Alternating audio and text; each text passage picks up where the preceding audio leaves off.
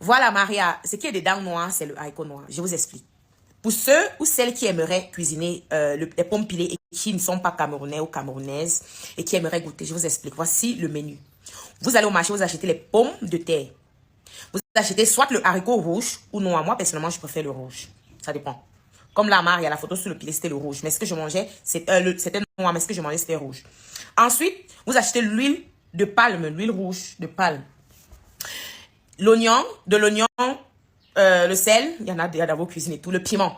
Ce que vous faites, c'est quoi? Quand vous arrivez à la maison, vous triez votre haricot, vous lavez, vous tamisez, vous enlevez le mauvais haricot dessus avant de mettre le bon dans la marmite. Parce que quand on met le mauvais haricot, quand on lave le haricot, le mauvais haricot a tendance à tarir, ça flotte. N'utilisez pas ça, retirez, vous jetez.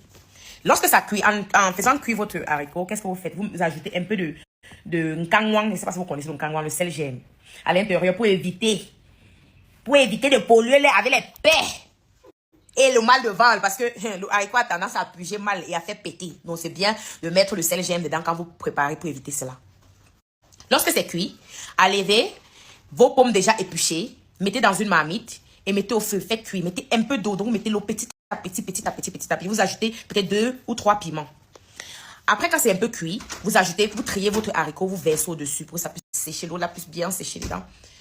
Ensuite, quand c'est prêt, pilez à l'aide d'un pilon, faites piler vos pommes de terre et le haricot, pilez sans mettre beaucoup d'huile. Vous mettez un peu d'huile de palme. Lorsque c'est prêt, déposez, cherchez une poêle, mettez au feu, découpez vos oignons bien même. Lorsque vous avez fini de découper l'oignon, qu'est-ce que vous faites? Vous mettez l'huile de palme dedans et vous faites chauffer. Ne faites pas chauffer trop parce que quand vous chauffez trop, l'huile rouge perd sa qualité et son goût. Donc vous chauffez un peu et puis vous versez vos oignons dedans, vous fermez pour que l'odeur de l'oignon puisse rester.